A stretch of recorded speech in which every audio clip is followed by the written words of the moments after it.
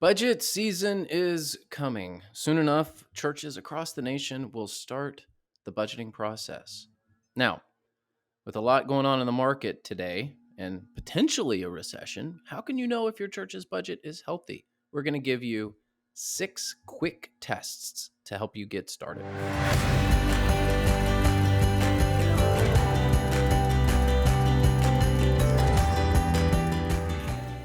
All right, Dad.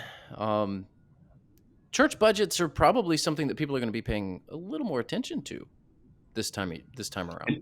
And, and you know what I think? I think they're not going to pay as close attention as they should.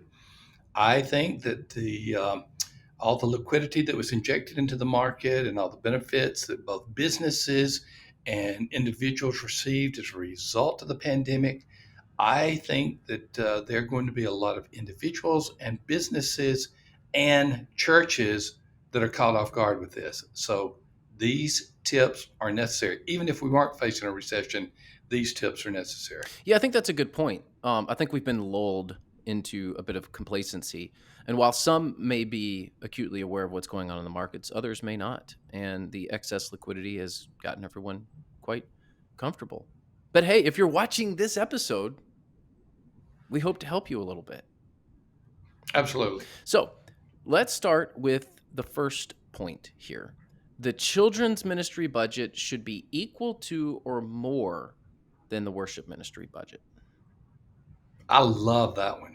I absolutely love that one because a children's ministry budget, if it is done well, is an outwardly focused budget, and it is about reaching people at their potentially most receptive age to the gospel, particularly adolescents and pre-adolescents. So I think I am not denigrating worship budgets, worship ministries, but I do think we have got these things imbalanced many times. I think so. I think that part of what we've seen in the last 30 years in church, where we've moved from Sunday school as the front door to worship as the front door, has caused us to inflate the worship budgets. And I say that as somebody who believes, hey, you worship pastors who are tuning in, you should have a healthy budget. I'm not saying that you shouldn't, but it has come at a sacrifice, and we've sacrificed areas of ministry to pour money into things like technology, which again, I love in the church, but it is a whole lot easier to convince a church to spend $1 million on technology upgrades than it is $1 million on the children's ministry. You're going to get a lot of pushback if you say $1 million in the children's ministry. And then if you say we need new Yes. screens and it's going to cost us a lot of money, people tend to be more inclined to be accepting of that. So it's something to look for. How out of balance are you in this area? And this is the great thing that I love about this first point is that it's scalable. So if you're a smaller church, well, you're going to have a smaller budget. Your worship ministry should match your children's ministry, or if not, the children's ministry be a little more. And as the larger you get, the more that this should scale.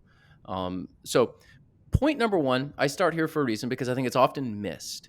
I think that many church leaders just don't consider the implications of a worship ministry being 2, 3, 4 times bigger than the children's ministry.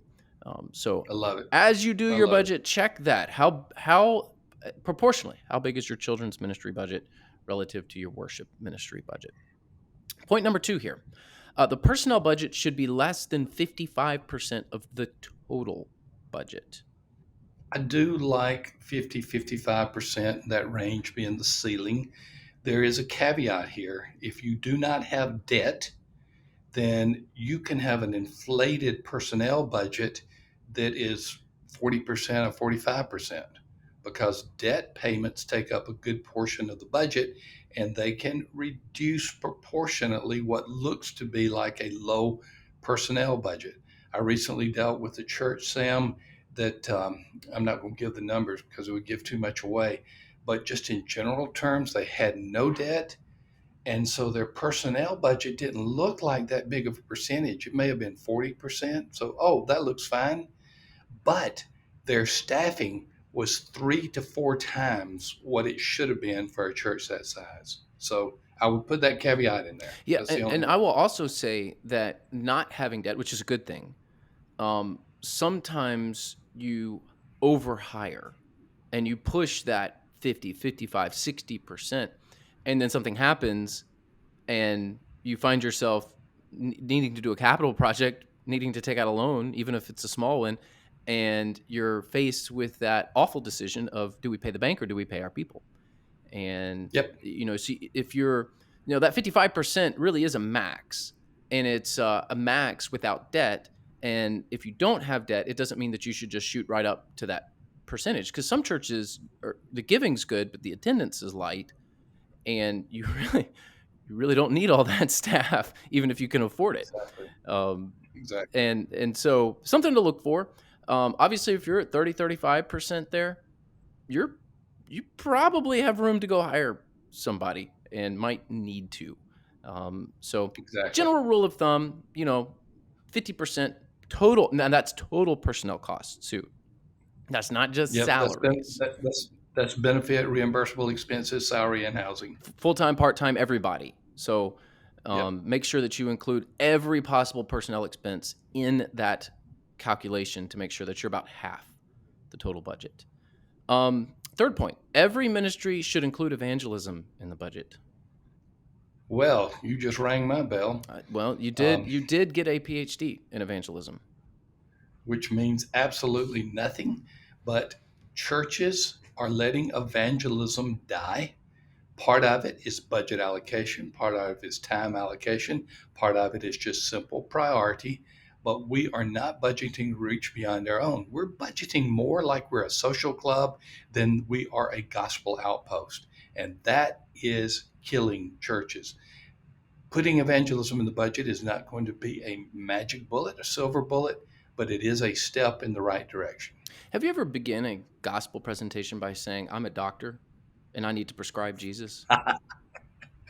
No, I have not. I've got a PhD in evangelism, so I think I can talk to you I think about you should this. listen to me. No, It might not be the best yeah, tactic. Maybe there's somebody out no, there that would respond through the work of the Holy Spirit. That's a Jonah-like approach to yeah, yeah. evangelism. I'm smart. Listen to me, because I got a degree, PhD, piled high and deep. Anytime I preach a sermon and I feel badly that I didn't do well, I can always go to Jonah chapter 3 and just realize that there are worse sermons out there. Worst sermon ever preached. You're all going to die, is what Jonah told the Ninevites. Brief, to the point. The point and here, terrible. don't be like Jonah. You need to be focusing on evangelism, not just as a separate line item, but it needs to be something that is included in every part of the budget. All right, point 4. Funds for weekly hospitality should be included in your budget. I would call this a pre-evangelism portion of the budget, when people are coming in who are not believers, particularly, but not in church. This is a way to bring them in, to connect with them, so it does have that outward focus type of feel. I was just talking to our friend in Canada, Sam. I don't guess I should be giving names, but I loved what he has done in his church. I have a few He friends in has Canada, made not just one. Just Okay. Well, he has a double initial of SS, so just work on that one. So this particular pastor has integrated the hospitality ministry into his new member process. After you go through the new members class, you have to serve in the hospitality ministry. I think he makes them do 3 whole months, but think of the idea of, hey, we want you to serve 4 weeks. After you serve the 4 weeks, he said it has turned the culture around in his church. It has given it an outward focus, because when new people come into the church, they're automatically looking for the other. So I love that one. I love it. Yeah, hospitality, one of the most underrated spiritual gifts, underutilized in the church. Don't cut your coffee budget if you're struggling. Cut something else. Yep. Cut the worship budget. Every worship pastor screams, no. Point 5 here. Start the budget process with revenue, not expenses. Oh, what a big mistake it is to start with expenses, because, okay, the next point is about zero-based budget, but so I won't jump ahead. But if we start with expenses, we could easily out expend our revenue from the get-go, because we haven't considered what the giving is. Great point. Nobody does this with their personal budget. Nobody says, what do I want to spend? and then somehow tries to figure out how to match revenue. You start with your salary, with your income, and you say, okay, I make X amount, $50,000 a year. So my budget needs to fit within the amount that I make. So you need to project your revenue first before you start with expenses. So project your revenue, then determine your expenses. How do you determine your expenses? That's point 6. Zero-based budgeting is the best way to create a budget. Dad, explain zero-based budgeting. Let's do it hypothetically. Zero-based budgeting means you have no expenses right now, hypothetically. And if you could start from zero, what would you put as your ideal budget? So that is a hypothetical exercise. If you want to do that in reality, what you do is you say, okay, what's the difference between that hypothetical budget and what we have now? And how can we get them closer? How can we do an ideal budget to get it closer to the real budget? And you may say, okay, well, personnel costs are 60% of the total revenue that's coming in. My hypothetical zero-based budget, we would only have 40%. Do we need to make adjustments as people leave? Do we need not to replace them? A zero-based budget makes you look at everything instead of the typical, well, they spent $6,000 this year in this ministry category. Let's add 3% and give them another $180. Don't do that. Don't start with the base amount and then increase it across the board with a percentage. The point of zero-based budgeting is to reset everything to zero. Everything goes back to zero, and then you must prove why you need your budget every year. So Great point. you set it to zero, and then what do you need this year? Now, a lot of those expenses may be things that are reoccurring, and so you just put them right back in the budget. But it's the principle of, well, they had $10,000 in the budget last year, so let's give them $11,000 this year. That is not the proper way to do a budget. Do not do across the board percentage increases to the budget. Rather, ask each of the gatekeepers who manage that part of the budget to show you what they will be spending their money on. So zero-based budgeting resets everything to zero, and then everyone proves why they need their budget for that year. So there you go.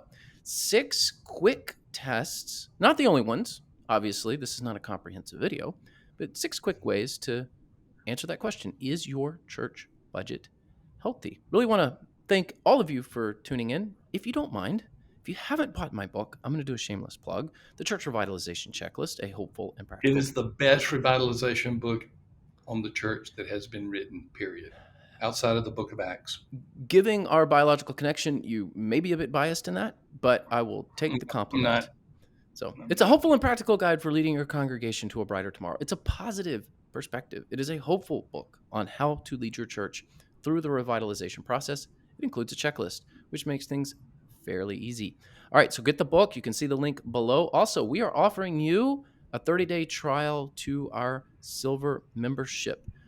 We've got about 1,900 church leaders that are involved in our silver and in our membership levels, and they interact all the time. It is a great community.